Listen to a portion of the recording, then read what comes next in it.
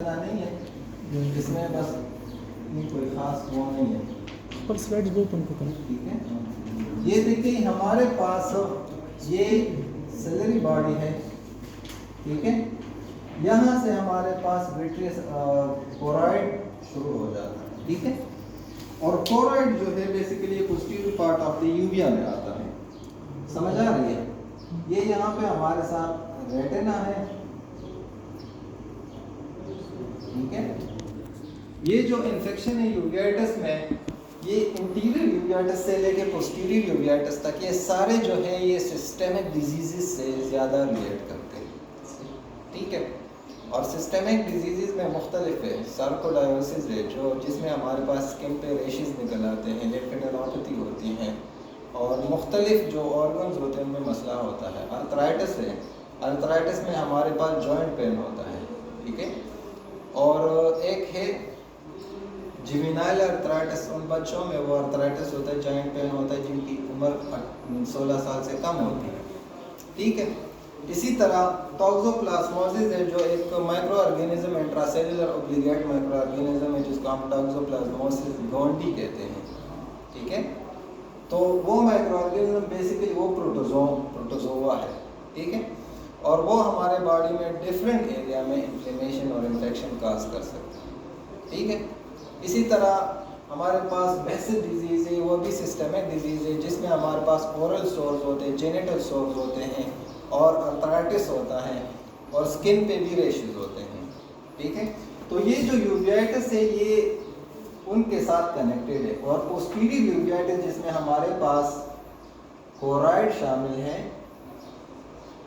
Basically इसकी inflammation के साथ याद रखें अक्सर रेटिना भी इन्वॉल्व होता है, क्योंकि इसका जिस तरह यहाँ पे पार्स प्लेना के साथ विट्रियस था डायरेक्ट, इसी तरह इसके साथ डायरेक्ट रेटिना इंटेक है।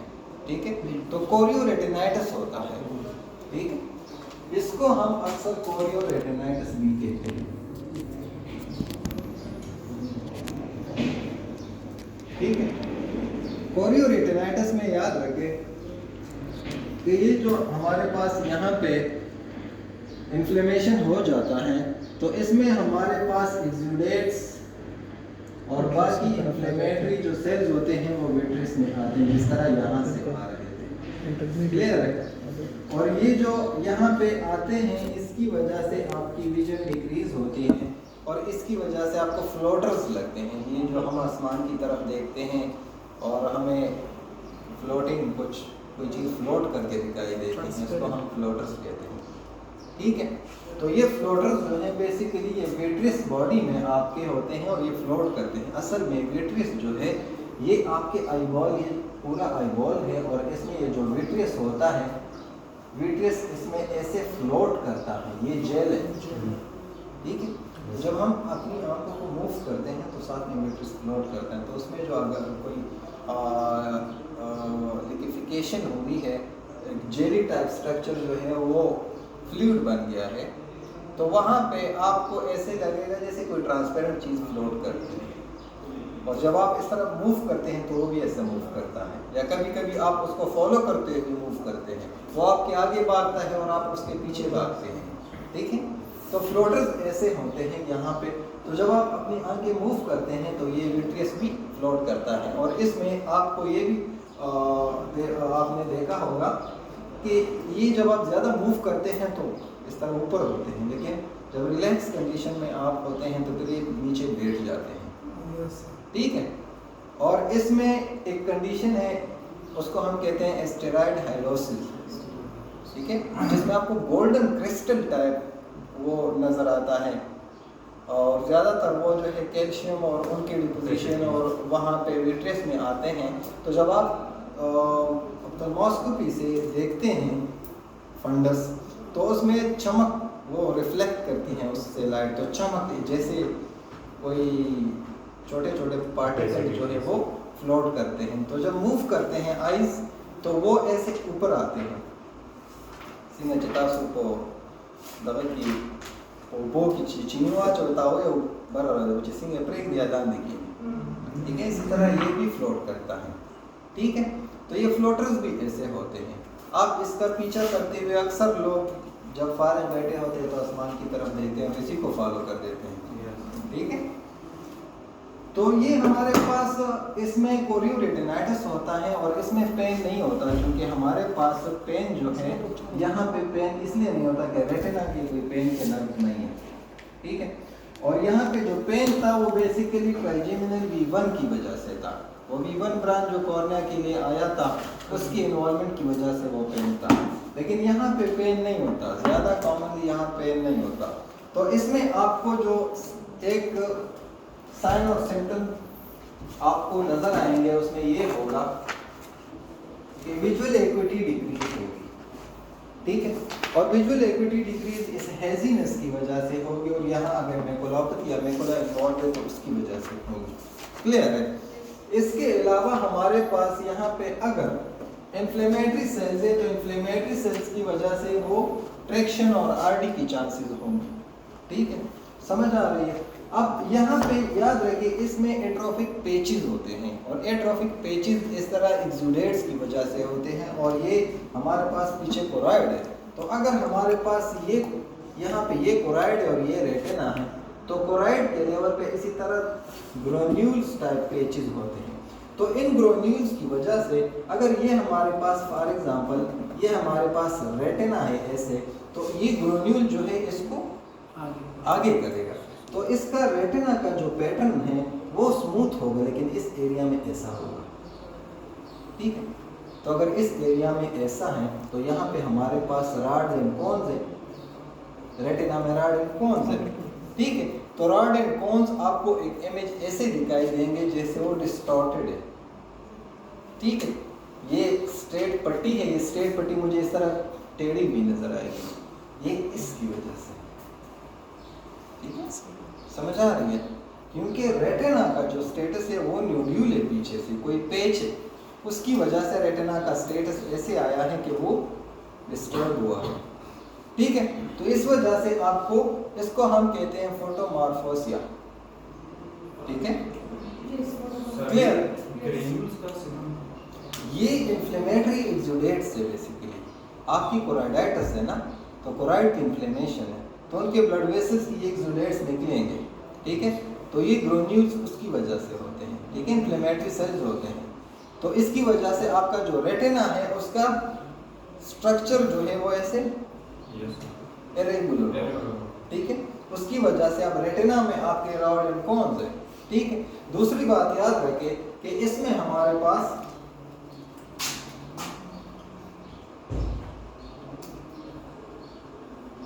मेटामॉर्फोसिया, दूसरा जो है माइक्रोप्सिया। माइक्रोप्सिया होता है, मैक्रोप्सिया होता है। माइक्रोप्सिया का मतलब ये है कि आपको एक ऑब्जेक्ट का इमेज छोटा नजर आएगा, ठीक है। और उसकी रीज़न ये है कि फॉर एग्जांपल ये हमारे पास रेटिना में रॉड एंड कोन्स की डिस्ट्रीब्यूशन है, ये रॉड एंड कोन्स है, क्लियर है, ये इसी तरह है। अब फॉर एग्जांपल हमारे पास इन्फ्लेमेशन हो गई, तो इन्फ्लेमेशन की वजह से स्ट्रक्चर जो है जब इन्फ्लेम्ड होता है तो वो ज़्यादा हो जाता है। जब ज़्यादा हो जाता है तो रॉड और कोन्स जो है, रॉड के आपस में स्पेसेस बढ़ जाते हैं, ठीक है। जब स्पेसेस बढ़ जाते हैं, अब ये जो आपको इमेज दिखाएगा वो छोटा नज़र आएगा, क्लियर, समझ आ रही है, ठीक है। तो इसकी वजह से माइक्रोप्सिया होता है।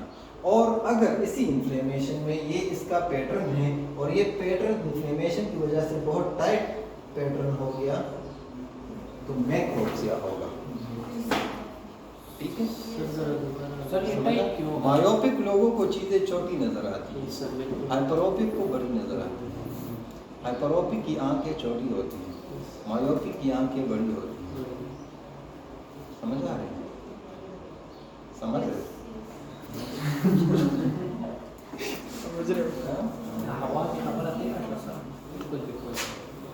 मायोपिया नहीं सकता मैं आपको बताता हूँ। बेसिकली ये जो रॉड्स है ना, ये रॉड अगर बहुत टाइट है, नॉर्मल से ज़्यादा टाइट है, ठीक है, तो यहाँ पे आपका एक ऑब्जेक्ट है जिसका साइज जो है वो ये, क्लियर है। इससे जो रेज आते हैं वो रेज फॉर एग्जांपल आपके दो रॉड्स या दो कोन्स को स्टिमुलेट करते हैं फॉर एग्जांपल, ठीक है। अब ये दो रॉड जो है आपके इस चीज़ को देखते हैं, ठीक है। लेकिन अगर इसी साइज का ऑब्जेक्ट है, यही ऑब्जेक्ट है, और फॉर एग्जांपल इससे जो रेज पड़ते हैं ये आपके 4 रॉड्स पे पड़ते हैं, ठीक है, समझ आ रहे हैं। तो ये आपको मैग्नीफाई ऑब्जेक्ट दिखाएगा, और ये हाइपरोपिया और मायोपिया में भी ऐसा है, ठीक है।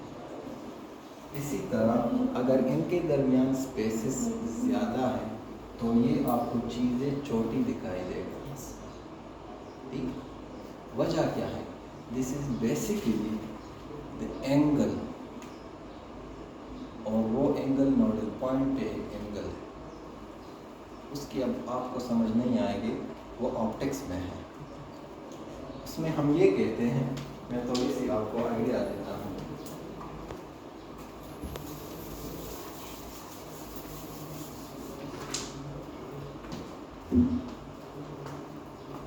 हम कहते हैं कि नॉर्मल आइज़ जो होती हैं, नॉर्मल आइज़ जो आई बॉल होता है वो ऐसा होता है, ठीक है। मायोपिक लोगों में आई बॉल का साइज बड़ा होता है, ये मायोप्स है, ठीक है। हाइपरोप्स जो होते हैं वो बेसिकली इससे भी छोटे होते हैं, समझ आ रहे हैं। यहाँ पे ये जो रेस बेसिकली याद रखें, बेसिक कॉन्सेप्ट ये जो हम पढ़ते हैं ना कि रेज फोकस होती हैं रेटिना पे, ये सिर्फ शुरू में समझाने के लिए मुख्तलिफ बुक्स में है, लेकिन जब हम ऑप्टिक्स में अंदर जाते हैं तो ऑप्टिक्स में अंदर ये पॉइंट डिफरेंट हो जाता है, और उसका ये मतलब होता है कि नोडल पॉइंट एक ऐसा पॉइंट होता है आपके कॉर्निया और लेंस का, जहाँ पे आपकी रेज जो है ये कन्वर्ज हो जाती है, और ये रेज वापस डाइवर्ज होकर निकलती है। तो ये जो रेज डाइवर्ज होकर निकलती है, ये सारा आपका इमेज है। तो वो जो हम पहले कहते थे साइंस में कि आपका अगर इमेज है तो वो इमेज इस तरह, ऑब्जेक्ट इस तरह है तो उसका इमेज ऐसे इन्वर्टेड नजर आएगा, याद है? तो बेसिकली ये रेज जो है ये ऐसे क्रॉस हो जाते हैं, ठीक है, रियली ऐसे होते हैं, समझ आ रही है? आपको समझ आ रही है? अब देखें, ये हाइपरोपिया है, ठीक है, ये मायोपिया है, ठीक है। अब ये कॉन्सेप्ट आपको मेरे ख्याल से कंफ्यूज कर रहा है। यस सर, बिल्कुल पूरी मुकम्मल कंफ्यूज, मुकम्मल तबाशुई।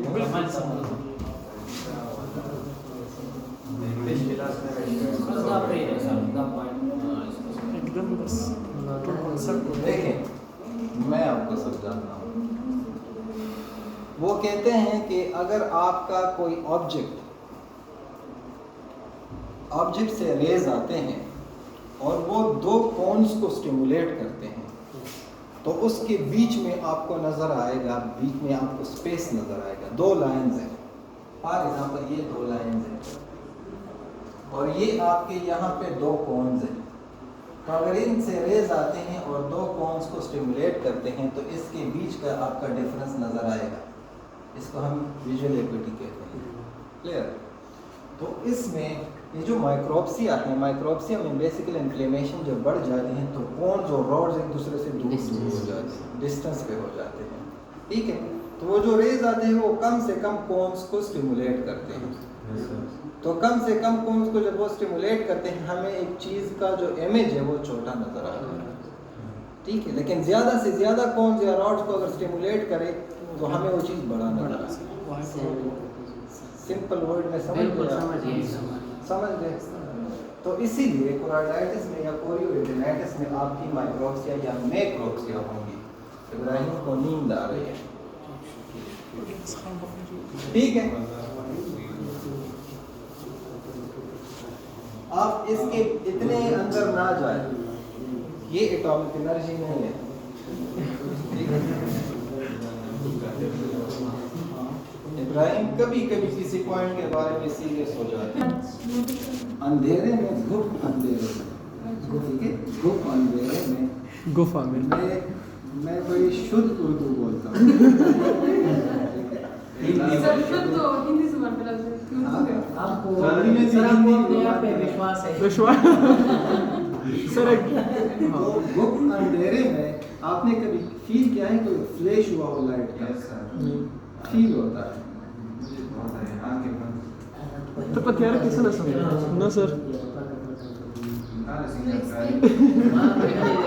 दीदी के चार लिए सदी पर गमों के दोबारा जोर निश्ता चे दे डेर काबिल ओए साजमन के लिए यो के लिए वालो जोर वाला तक यो दुकानदार या आधा लोबिया खासा या लोबिया डेरा मजेदार है जो कली की तो खला कोई ना अक्सर वही मादे दी कदी दा खजी जी कम दे दाम वही सोचते के वो चिनोर सनी पकड़ी मान लोबिया यो से बस को के खाना तकी दे जमन यो मरगिरी चकाऊ वाला चकाऊ वाला तो बोल रहे का केच कर जो फूजी लोबिया के उदम रजूल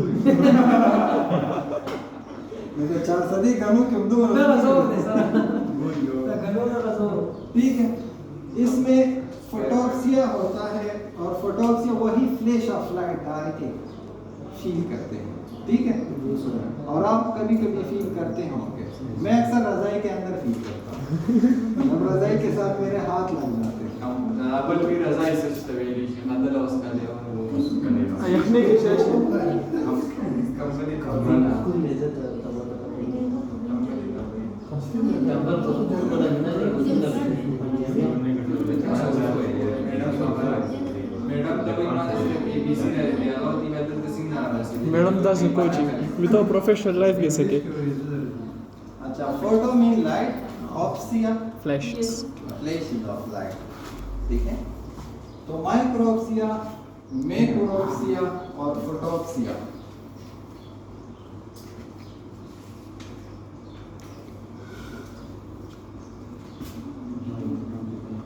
ठीक है। मैक्रोऑप्सिया भी आपको कोराइडाइटिस में मिलेगी, ठीक है। बाकी वही कॉम्प्लिकेशन है जो हम कहते थे कि फ्रैक्शनल आरडी, लेकिन इसमें ज़्यादातर नहीं हो सकती, इंटरमीडिएट यूरियाटिस में ज़्यादा होता है, ठीक है। तो फ्रैक्शनल आरडी वहीं मैकुलर एडेमा, वो सारी चीज़ें हैं। अब इसमें आपने ट्रीटमेंट कैसे देना है?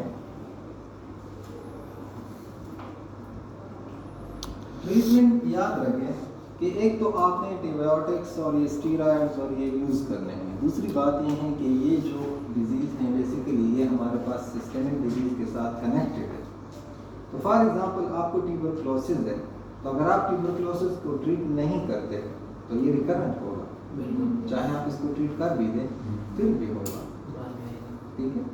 और ट्यूबरक्लोसिस की ट्रीटमेंट जो है फिर आपने ऐसा करना है कि इस डिजीज़ में आपने साथ में स्टीरॉइड्स इंजेक्शंस, ठीक है, और स्टीरॉइड्स इंजेक्शंस है, दूसरे इसमें इम्प्लांट्स हैं, स्लो रिलीजिंग इम्प्लांट्स, इतना ऐसे वो माचिस की तीली की तरह वो होता है, वो करते हैं और वो कम से कम 3-4 महीने 1 साल तक भी चला जाए, 2 साल तक भी चला जाए, स्लोली से स्टीरॉइड रिलीज होते हैं, ठीक है। ये सिस्टम के लिए नहीं दे सकते, सिस्टेमिक के लिए देते हैं, तब देते हैं अगर लोकल ट्रीटमेंट का होना होगा। अगर फॉर एग्जांपल आपके ट्यूबरक्लोसिस हो फिर तो ज़रूर सिस्टेमिक ट्रीटमेंट होगी, ठीक है। तो ये स्टीरॉइड्स आपने एक तो इंजेक्शन में देने हैं, आइज में जो इंट्राविट्रियल इंजेक्शन है, दूसरे इम्प्लांट्स हैं, ठीक है, तीसरे सब पिनान आ जाते हैं और चौथे सिस्टम। और फाइनल जो ऑप्शन है वो आपका स्पेसिफिक है, स्पेसिफिक ट्रीटमेंट। उसमें हमारे पास ATT करते हैं, एंटी ट्यूबरक्लोसिस। अगर ये आपके वायरल की वजह से हो तो एसाइक्लोवेर, अगर ये सार्कोइडोसिस की वजह से तो सार्कोइडोसिस की ट्रीटमेंट देनी है, ठीक है। तो आपने इस कंडीशन को ऐसे ट्रीट करना है।